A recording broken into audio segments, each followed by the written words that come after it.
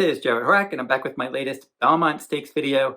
I'm going through all the Belmont Stakes contenders. Right now, 10 horses are pointing to the Belmont, and right now it's Sunday, June 4th, so we have 6 days until the Belmont Stakes, and that Belmont will be run on June 10th. And right now, 10 horses pointing to the Belmont. I'm going through and I'm covering 2 horses in each video, and I've already done a couple videos. I covered Angel of Empire and Arcangelo in my first video, Forte and Hit Show in my second video. I'm going to do Il Miracolo and National Treasure in this video. So you can find all my Belmont Stakes videos on my YouTube channel. And if you're interested in my Belmont Stakes Day full card at Belmont Park, that annual product will be available Belmont Stakes Week at therunawayhorse.com on my sales page. And if you do purchase that full card, I will also include bonus stakes races from Belmont Park for Friday, June 9th. They have multiple stakes races for Friday, June 9th that I'll throw in there as a bonus if you purchase that full card Saturday, June 10th at Belmont Park. You can find out more details at therunawayhorse.com on my sales page. I'm coming off of a very good day for Preakness Day.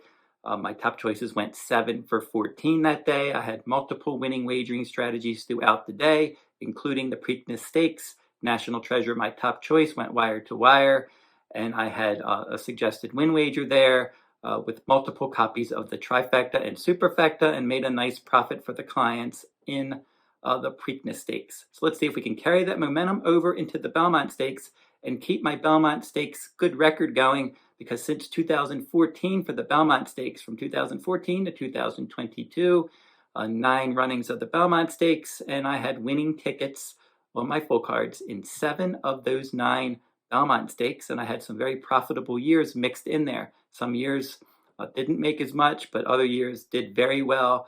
Those highlights are on the screen now, and let's see if we can have another successful Belmont Stakes after having so much success the last few years in the Belmont. But right now we'll just talk about the next 2 contenders, beginning with Il Miracolo, and I won't spend a ton of time on this one since he is the longest shot on in the field, and he looks not fast enough on paper, or he's not classy enough either. This one is the son of Gunrunner, and Tapit is the dam sire, so at least you can say from the dam sire standpoint, Tapit as a sire has sired 4 Belmont Stakes winners, so he's one that he gives a lot of stamina to his runners, and this horse has plenty of experience. 10 starts with 2 wins in 3 seconds. The problem with this one is 4 of his good races were in the maiden special weight ranks, and then his other good race was in the optional claiming ranks.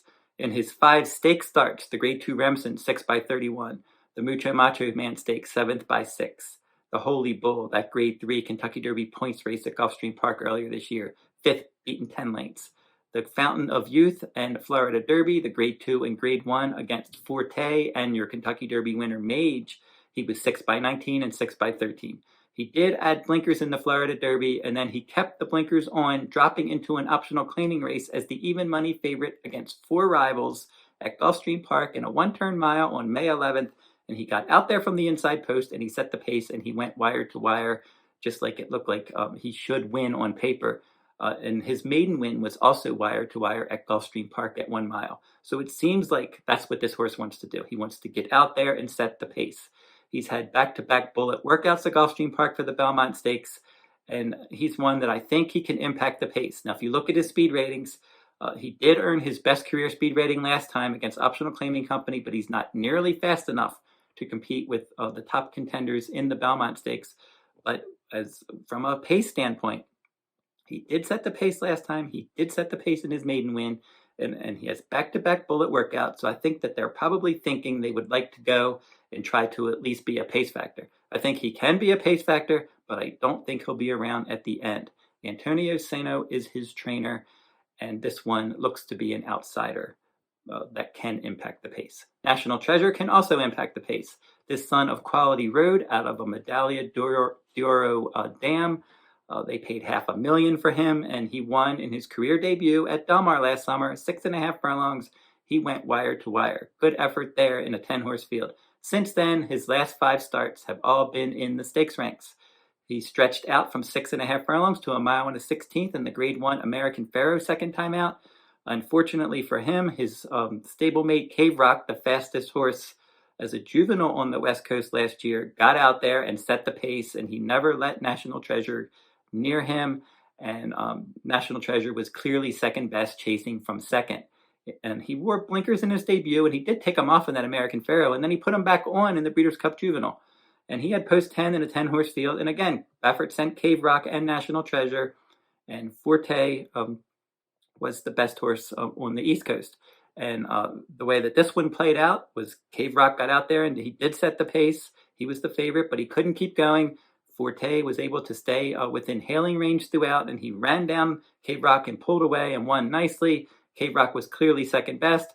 National Treasure from post 10, he stalked the pace outside, and he was best of the rest in third.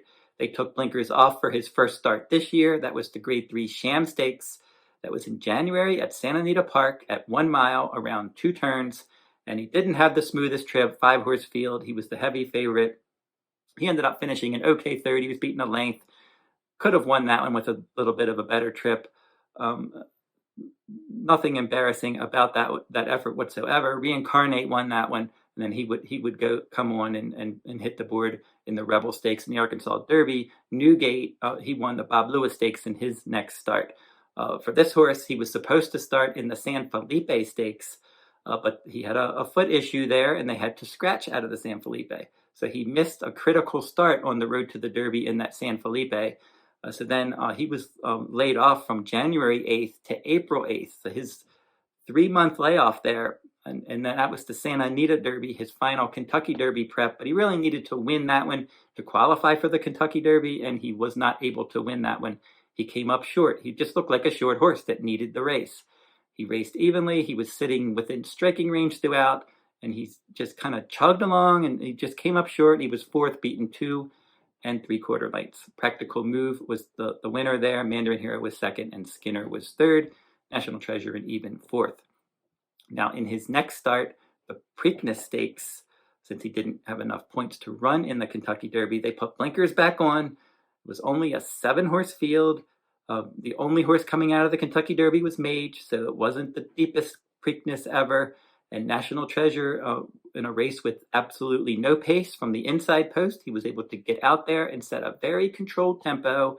And Blazing 7 stalked and came after him, but National Treasure would not let him go by, and he ended up winning by a head. And it just seemed like it was kind of a little bit of an easier win than that, because if you looked at it, he just wasn't ever going to give up that lead to Blazing 7. And he just ran a good quality race there, and the race shape had a lot to do with that.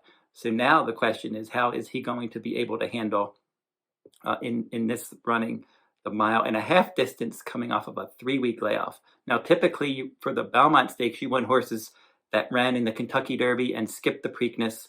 Most of the horses that have success, at least recent success, it hasn't always been the case, but recently horses that ran in the Kentucky Derby and ran in the Preakness that were going for the Triple Crown had success in the Belmont, like American Pharoah and Justify.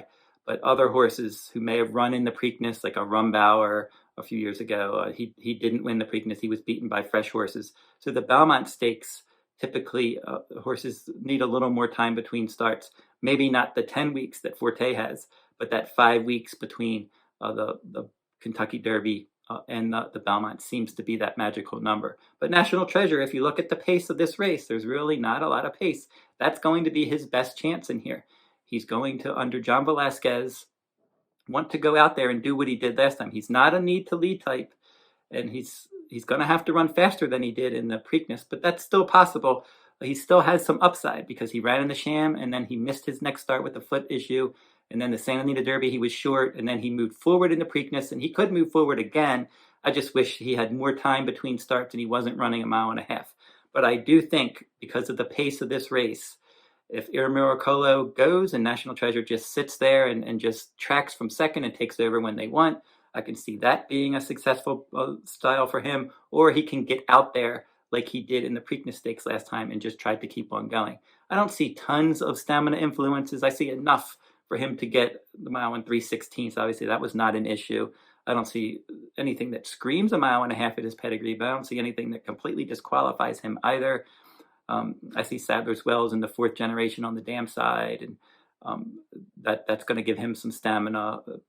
More than anything else, I think maybe up to 1.25 miles would be his optimal distance. But again, pace makes the race, and this horse just proved if you hand him an easy lead, he's going to run a quality race. And I could see him running a quality race again in this spot.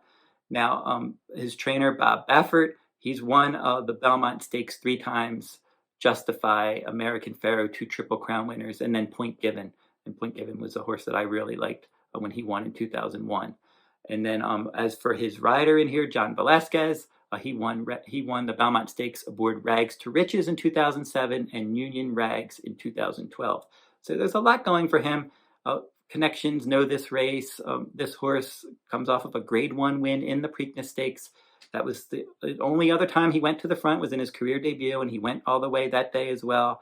So he likes being up there and involved, and in a race that's going to unfold at a slow clip. I can see National Treasure having an impact again, just like he did in the Preakness. I'm not going to make him my top choice, but I will be using him in some wagers because of the race shape of the Belmont Stakes, and he also could have another forward move in him. I'm just not sure he can do that coming back in 3 weeks at 1.5 miles. So that's my look at National Treasure and Il Miracolo. So don't forget to like, subscribe, and comment if you like this horse racing content. I'll be back. I got 2 more videos covering 4 more horses for the Belmont Stakes. So until I see you next time, good luck at the races.